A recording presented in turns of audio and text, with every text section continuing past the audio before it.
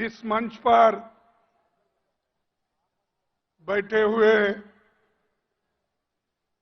कांग्रेस के नेता, हमारे चाहते श्री राहुल गांधी जी,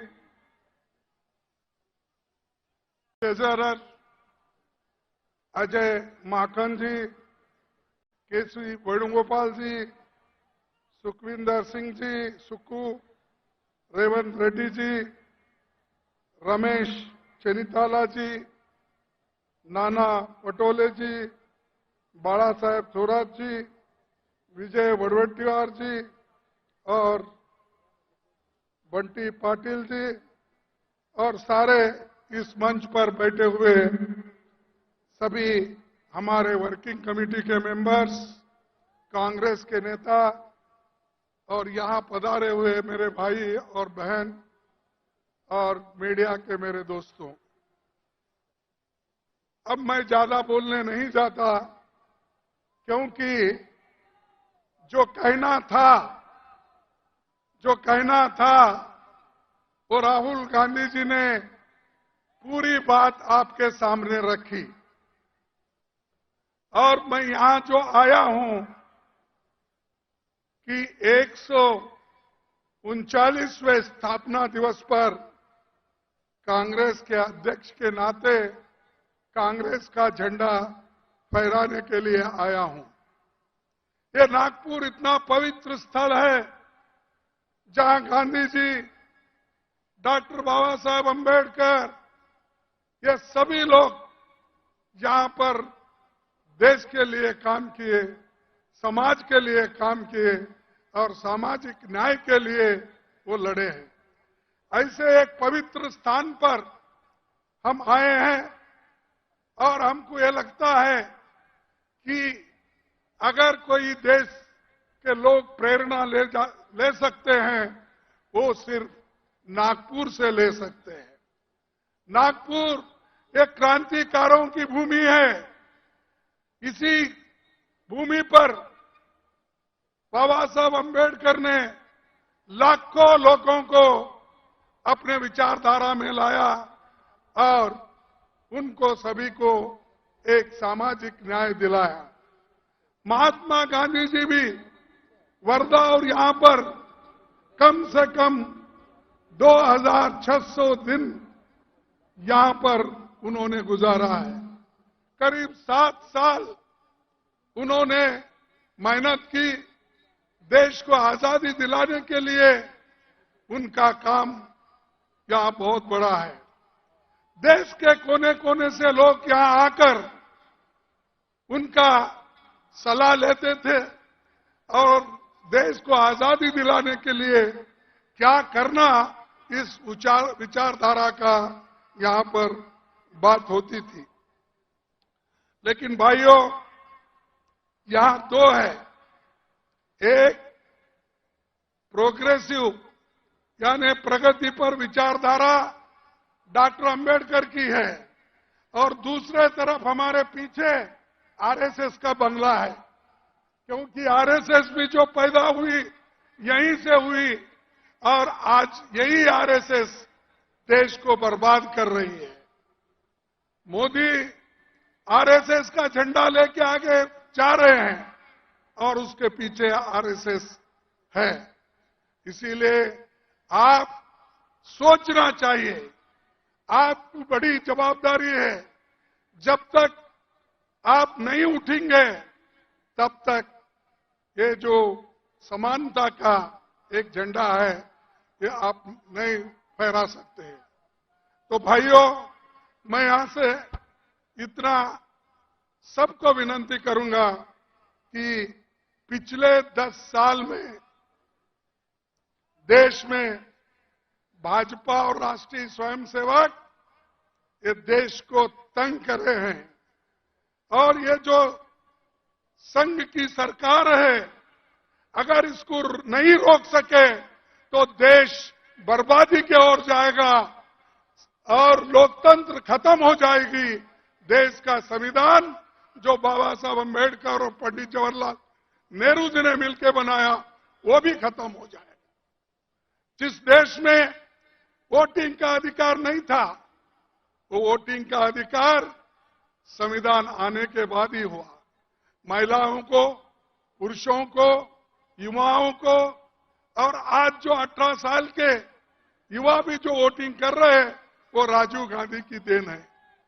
ऐसे चीजें कांग्रेस पार्टी ही कर सकती है, दूसरा कोई नहीं कर सकता। बाकी के लोग सिर्फ अपना संपत्ति कैसा बढ़ा लेना, संपत्ति को कैसा बचाना और संपत्ति को और 10 गुना करना, ये उनका काम है। लोग ये कहते हैं और बार बार मोदी जी और उनके लोग देश की प्रगति हो गई, हम आने के बाद देश आगे बढ़ रहा है। अरे भाई, क्या आजादी 2014 में ही मिली है? क्या मोदी आने के बाद आपको आजादी मिली है? मोदी आने के बाद ही आपके स्कूल खुल गए हैं। मोदी आने के बाद भी रेल चल रहा है। मोदी आने के बाद भी मेडिकल कॉलेज चल रहे हैं। अरे मोदी, ये तो सब मिलने के बाद वो आज उस गति पे बैठे हैं। मेरे को लिख के भेजे हैं, थोड़ा मैं मराठी में बोलूं। अरे भाई, मी मराठीत बोलतोय, नाही म्हणून नाही, पण माझी विचारधारा जे आहे ते जवाहरलाल नेहरूच्या विचारधारेवर आणि बाबासाहेब आंबेडकरच्या विचारधारेवर, महात्मा फुलेच्या विचारधारावर आम्ही चालतो। पण मोदीजी कुणाच्या विचारधारेवर चालतात?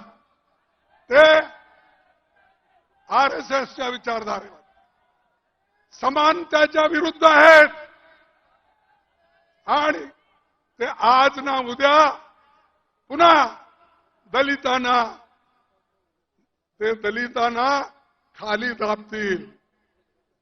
कारण स्कॉलरशिप बंद आहेत, बोर्डिंग्स बंद आहेत, शाळाला जे ग्रँट द्यावं ते देत नाहीत, लोकांचे, मुलांचे, युवाचे सगळे आज स्कॉलरशिप बंद झालेले आहेत। आणि आणखीन एक तुम्हाला सांगायचं आहे, शिक्षण हे महत्वाचं आहे। म्हणूनच बाबासाहेब आंबेडकरांनी सांगितले, एज्युकेट, ऑर्गनाइज अँड एज्युटेट। शिक्षण घ्या, संघर्ष करा, एक व्हा, हे त्यांची वाणी आहे। ते आज आपण घेऊन चाललं पाहिजे। ते जर नाही घेतलं, तुम्ही विसरला, तर तुम्ही कुठेही राहणार नाही। जे काही मिळालं तेही जाणार आहे मोदीच्या सरकारमुळे, आरएसएसच्या लोकांमुळे। बंधूंनो, आज काय? आज लोकतंत्र खतरे में है। आज इतने इन्फ्लेशन, एवढा प्राइस राइज आहे, किंमत एवढे वाढलेत अवश्य वस्तूचे, ते सगळे आकाशला म्हणजे आकाशपर्यंत पोहोचलेले आहेत। त्याच्याबद्दल मोदी काही बोलत नाही। त्याच्यानंतर रोजगार, अनएम्प्लॉयमेंट इतका आहे, देशात 30 लाख नोकऱ्या खाली आहेत। पण 30 लाख नोकऱ्या खाली असताना सुद्धा मोदी ते भरत नाही। कारण की ते नोकरी भरला तर ते रिझर्वेशन त्याच्यात होईल, बॅकवर्ड क्लासला मिळतील, शेड्यूल कास्ट लोकांना मिळतील आणि मागास वर्गाला मिळतील आणि हे जे एसटी लोकांना मिळेल। म्हणून ते 30 लाख वॅकन्सी जे सरकारमध्ये खाली आहेत ते भरत नाही। आणि 8-10 हजार कुठं रिक्रुटमेंट केलं तर त्याचे जे हे आहेत नोकरीचे पट्टे तेच वाढतात। अरे आमच्या काळात डेप्टी सेक्रेटरी, अंडर सेक्रेटरी कोणीतरी सेक्शन ऑफिसर पोस्ट ऑफिसने पाठवत होता नोकरीचे हे पत्र. आता मोदी साहेब स्वतः स्टेजवर येऊन ते फर्स्ट डिव्हिजन सेकंड डिव्हिजनचे डॉक्युमेंट ते देतात. तुम्ही विचार करा, एक मनुष्य इतका खाली जातोय म्हणजे ते देशाला फार वाईट आहे. ते मी आता म्हणणं योग्य नाही, कारण दुसरं काही शब्द बोललो की आमचं एवढं केलेलं सगळं मातीत जातंय. म्हणून मी त्याला आता छेडत नाही. दुसरं केव्हा तरी वेळ आली तर मी बोलतो. आज गरीब आणि श्रीमंतामध्ये फार आज हे झालेलं आहे. गरीब अतिगरीब होत आहे, श्रीमंत अतिश्रीमंत होत आहे. अरे या देशात आम्ही जेव्हा सरकार सोडली त्यावेळेला केवळ 5 लाख करोड रुपये आम्ही कर्ज सोडून गेलो होतो. पण आज मोदींनी देशावर 200 लाख कोटी रुपये कर्ज आज त्यांनी केलेलं आहे. 2 लाख करोड म्हणजे 200 लाख कोटी रुपये आमच्यावर कर्ज त्यांनी ठेवलंय आणि म्हणतोय सब ठीक है, सब खुशहाल है, हमने बहुत लोगों को आगे बढ़ाया. क्या आगे बढ़ाया? 200 लाख तो आपने कर्जा रखा और जो सहुलतें मिल रही थी वो सब एक एक होकर आप काट रहे हो, और जो इरिगेशन प्रोजेक्ट अपने थे वो भी काट रहे हो. म्हणजे प्रत्येक गोष्टीत ते लोक आज बजेट कमी करायचं आणि शेवटली सांगायचं की मी हे केलो ते केलो. अरे बाप, तुम्ही मणिपूरमध्ये ते लोक मरू लागलेत, तिथं अनेक स्त्रियांचं रेप होऊ लागलंय आणि लहान मुलं मरू लागलेत. तिथं मोदी जात नाहीत. कुठं जातोय? इनॉग्रेट करण्यासाठी अहमदाबादला डायमंड हाऊसला जातोय. मोदी कुठे जातात की त्यांना जे पाहिजे पार्लमेंट सोडून त्यांनी लखनौमध्ये राहतात. अरे एकीकडे पार्लमेंट आहे चाललेलं आहे, दुसरीकडे प्राईम मिनिस्टर होम मिनिस्टर हे बाहेर फिरतात. हे काय कुठंतरी असं होतंय? पार्लमेंट कशासाठी बोलवतात? आम्ही एमपीज कशासाठी जातो? की लोकांचे मुद्दे तिथं ठेवण्यासाठी. लोक आता काय अनएम्प्लॉयमेंट आहे, बेरोजगारीचे आहे, तसंच जे इन्फ्लेशन आहे, हे सगळ्या गोष्टी आणि आपल्या किसानांचं फार्मर्सचं हे प्रश्न तिथं ठेवण्यासाठी आम्ही जातो. पण तिथं प्रधानमंत्री पायच ठेवला नाही, राज्यसभेत तरी पाय ठेवला नाही, मला वाटतंय लोकसभेमध्ये सुद्धा पाय ते ठेवलेच नाही. म्हणजे एवढी घृणा लोकसभेबद्दल राज्यसभेबद्दल आहे. आणि त्यांनी आम्हाला डेमोक्रेसी शिकवतोय. अरे डेमोक्रेसी प्रकार तुम्ही आत येत नाही आणि जे लोक पार्लमेंटमध्ये येऊन जे गॅस सोडले, वरून उडून आले, ते कसं आले, कोण आणलं? आज मी सांगतो तुम्हाला, एक बीजेपीचा एमपी त्यांना साईन करून दिला होता आणि त्याच्यामुळं ते सगळं झालं. पण ते एक एमपीला रक्षण करण्यासाठी, त्या एक एमपीला वाचवण्यासाठी 146 एमपीजना बाहेर घातले. आपल्या लोकांना बाहेर गाऊन सगळे कानून सगळे पास करून घेतले. हे क्या लोकतंत्र आहे? हे प्रजातंत्र आहे? नाही. नाही तर तुम्हाला त्यांना लेसन शिकवावं लागतंय, धडे शिकवावं लागतंय. तुम्ही जर त्यांना धडा नाही शिकवला पुन्हा हेच करणार तो. हे आता जसं आपले राहुल गांधीजी सांगितले, इंडिया अलायन्स हे एक होऊन बीजेपीच्या विरुद्ध आम्ही फाईट करणार आहोत. आणि इंडिया अलायन्स एक झालं तर बीजेपी कुठंही तुम्हाला दिसणार नाही, अशी शक्ती या इंडिया अलायन्स मध्ये आहे. पण त्याला कसं खतम करावं, आमच्यामध्ये कसं डिवाइड करायचं ते त्यांनी सुरू केलंय. आतापासून काय काय करता मंत्र मला माहित नाही, कारण हैदराबादमध्ये एक स्पीच मी त्यांचा ऐकला, जर रेवंत रेड्डीने काहीतरी एक भाषण केला, त्यावेळेला त्यानं सांगितलं, राजस्थानमध्ये त्यांनी सांगितलं, जर तिथला गहलोत हा जादूगार आहे तर मी चमत्कार करणारा माणूस, असं त्यांनी सांगितलं. म्हणजे त्यांनी सगळ्यांना कोणत्याही रीतीने दाबून ठेवण्याचं काम करतोय, खोटं बोलतोय. आणि त्याच्यासारखं खोटं बोलणारा माणूस कुठेही तुम्हाला मिळणार नाही. काय केलं त्यांनी सांगितलं, तुम्हाला 2-2 कोटी नोकरी प्रतिवर्ष देतो म्हणला की नाही? मग मिळाले? कसं मिळत नाही हो? का तो प्रधानमंत्री आहे, खोटं बोलतोय? 15 लाख रुपये तुम्हाला देतो म्हणला, दिला? नाही दिला. मग का प्रधानमंत्री खोटं बोलतोय का आम्ही सांगणारे खोटं बोलतोय?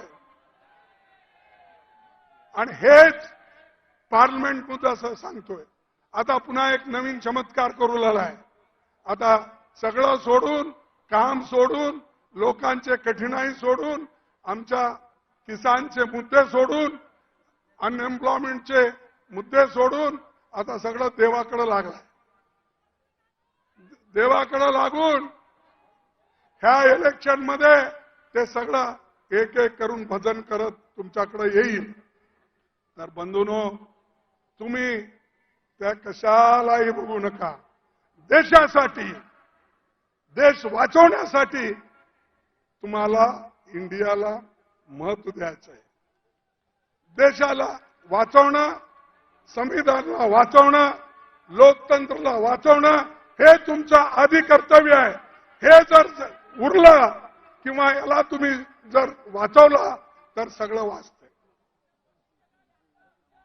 त्यासाठी मी जास्त बोलत नाही, कारण यांच्या काळात मी जास्त सांगत नाही. आणि मीडियाच्या लोकांना सांगितलं, सर राहुल जी, इनको पाप कहने से कुछ नहीं होता. ये मीडिया के लोग जो है ना, ये काम करने वाले हैं. इनके पीछे जो है ना, उनको पकड़ना पड़ता हमको. इनके पीछे जो कॉरपोरेट कंपनीज है, ये तो पाप मजदूर है, सैलरी लेने वाले हैं. नहीं तो उन्होंने अगर रिपोर्टिंग ठीक नहीं करे तो दूसरे दिन निकाल देते हैं. तो वो डर के वो मालिक जो बोलता वही लिखते हैं. तो इसीलिए हमको यही कहना है कि यहां करके कॉरपोरेट कंपनियां, अमीर लोग जो कांग्रेस को खत्म करने के लिए मोदी को सपोर्ट कर रहे हैं, मोदी को फंड दे रहे हैं, उसके तरफ हमको देखना है. तो इससे मैं ज्यादा सवाल नहीं उठाता हूं. हम जो तेलंगाना में जीते, जरा हमारा हौसला बढ़ा. कर्नाटक जीते, ये सब हमने जीते. लेकिन एक 2-3 स्टेट में हमको थोड़ा धक्का लगा है. और वो धक्का लगने से आप मायूस होने की जरूरत नहीं. हिम्मत रखो, हम लड़ेंगे, किसको डरेंगे नहीं. डरने का सवाल नहीं. अरे ऐसे ब्रिटिशरों को हमने भगाया है, क्या मोदी को डरेंगे? क्या बीजेपी को डरेंगे? क्या आरएसएस को डरेंगे? अरे वो लोग तो डर के ब्रिटिश के गवर्नमेंट में काम करते थे। वो लोग डर के उनके साथ दोस्ती की है, ये डर के माफी नामा मांग लिए। तो ये लोग डरपुक है। ऐसे लोगों के खिलाफ लड़ना, आप तो बहादुर लोग हैं। और जैसा कि अभी राहुल गांधी जी ने कहा, आप तो शेर है, बब्बर है, लेकिन शेर कभी घास खाता है नहीं, तो शेर है आप। तो इसलिए भाइयों, मैं ज्यादा चीजें आपके सामने नहीं रखना चाहता। जो चीजें पार्लियामेंट में भी घटे, और आज हमको ब्लेम करते हैं, मोदी ये ब्लेम करते हैं कि कांग्रेस वाले, अपोजिशन वाले पार्लियामेंट में नहीं आ रहे। अरे पार्लियामेंट के बाहर निकालने वाले ही आप हो, हमको बात करने के लिए नहीं देते। हमने सिर्फ इतना ही पूछा, जो दो चार लोग अंदर आ गए, वो कैसा आए, क्यों आए, उसके पीछे कौन है। अगर उसके जगह आज बीजेपी के एमपी के बजाय कांग्रेस का एमपी अगर कोई होता, तो हमको कलंकित करते थे, बदनाम करते थे। लेकिन ये लोग एक एमपी को बचाने के लिए 140, 147 लोगों को इन्होंने बाहर डाला। ठीक है, हम लड़ेंगे और लड़ते रहेंगे। उसके बाद में जितने काले कानून जो हमारे लोगों के खिलाफ है, वो क्रिमिनल लॉ हो या दूसरा, वो ब्रिटिशर का नाम बोल के ये कर रहे हैं। भाई आपको सपना अभी गिरा क्या? जब वाजपेयी थे 6 साल आपने हुकूमत की, क्यों नहीं उस वक्त ये कहा आपने नहीं किया? और 9 साल आप हुकूमत में, उस वक्त आपको याद नहीं आया? अब इलेक्शंस आ रहे, कुछ ना कुछ करना आप करते जा रहे हो, लेकिन लोग इसको स्वीकार नहीं करेंगे। लोग त्याला स्वीकार करणार नाही। हे नुसतं माणूस खोटं बोलणार आहे, आणि किती दिवस असं खोटं बोलेल। आणि लोक, मी ते नांदेडमध्ये एकदा सांगितलं होतं, त्यांचं तत्व काय, खोटं बोला पण रेटून बोला। असं म्हणजे बोलो, झूठ बोलो, दबा के बोलो, ये मोदी का है। और हमेशा ये वो कहते हैं, अगर कोई भी वायदा करते हैं, वो वायदे का उन्होंने बार बार जिक्र करते थे। फिर थोड़े दिन के बाद वो कहते थे कि ये जो हमारी बात है वो चुनाव में बोले, ये कहते थे। इसीलिए मैं एक मुद्दा आपके सामने रख रहा हूं। आने वाले चुनाव में हमारे को इंडिया अलायंस को या कांग्रेस पार्टी को शक्ति मिला, आपने शक्ति दिया, तो हम न्याय स्कीम को इंप्लीमेंट करेंगे। हमको शक्ति मिलने के बाद गरीबों के लिए न्याय स्कीम दिलाएंगे, और कम से कम 60-70 हजार रुपए हमारे महिलाओं को बराबर हम देने की व्यवस्था करेंगे और उसको आगे बढ़ाएंगे। मैं इसलिए बोल रहा हूं कि अगर हम महिलाओं को सशक्त नहीं करें और उनके हाथ में पैसे नहीं गए, तो अपने बच्चों को, बाल बच्चों को, बच्चों का फीस का, ये सब वो जो ठीक से महिला करती है, पुरुष भी करते हैं, जरा कम करते हैं। इसीलिए हम एक वायदा करते हैं, आने वाले चुनाव में हमारी शक्ति, आप शक्ति हमको दो, हम ये जो न्याय स्कीम है उसको हम लागू करेंगे। कौन सा स्कीम? अरे वो पैसे लेने को भी आपकी आवाज कम है। न्याय स्कीम हम जो कहे हैं वो करें, बोले तैसे चाले त्यासी बंधावे। हाँ, हम तो जो बोलना है वो बोलते हैं और करते भी है। तुम उनकी बात नहीं सुनते हो। इसीलिए मैं ज्यादा न बोलते हुए मैं इतना ही कह के मेरे बात को समाप्त करता हूं। और राहुल जी जो लंबी बात करे, हाँ, और उन्होंने जो हमको बताया उसको मैं उनको धन्यवाद देता हूं और एक अपील करता हूं। साथियों, 139 साल पुरानी कांग्रेस पार्टी का बहुमत गौरवशाली इतिहास है। आप लोग और आपके पूर्वज तमाम ऐतिहासिक घटनाओं के साक्षी रहे हैं। इस मौके पर मैं देश भर के कांग्रेस जनों से अपील करता हूं कि वे पार्टी से जुड़े विभिन्न भाषाओं के पुराने साहित्य, फोटो, महत्वपूर्ण नेताओं के पत्र और ऐतिहासिक दस्तावेज को पार्टी के दिल्ली हेडक्वार्टर में स्कैन करके भेजें। उनको वेरीफाई करके चुनिंदा दस्तावेजों को हम कांग्रेस के आर्काइव में रखेंगे।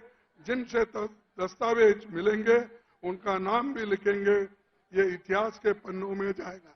जो भी आपके पास कांग्रेस के बारे में लिखे हुए कागज है, जो महात्मा गांधी जी के हो, पंडित जवाहरलाल नेहरू जी के हो, वल्लभ भाई पटेल के हो, अब्दुल कलाम आजाद के हो, किसके भी हो, जैसा कि यहां पर 3 तो हमारे अधिवेशन हो गए और फैजपुर जो वहां पर भी एक नेहरू जी के नेतृत्व में फैजपुर में भी एक अधिवेशन हुआ। उस अधिवेशन में जो आंखों देखी हालात उस वक्त के जो लिखा पड़ी है, अगर किसी के पास भी है तो आप हमको भेज दीजिए, ताकि हम कांग्रेस ऑफिस में जो हमारा नया बिल्डिंग बन रहा है उसमें रखेंगे। आगे आने वाले बच्चों को एक मार्गदर्शन होगा। इतना कहते हुए मेरे बात को समाप्त करता हूं। जय हिंद। और नए साल का आप सबको मुबारक शुभकामनाएं हो। और आखिरी में यही कहूंगा कि आप एक होकर काम करेंगे और गरीबों को बचाएंगे। जय हिंद, जय हिंद, जय हिंद। ये सामने के लोग पहले बहुत पुकारते थे, अब कम हो गया। जय कांग्रेस, जय कांग्रेस, जय कांग्रेस। आप सभी को धन्यवाद और जय भीम।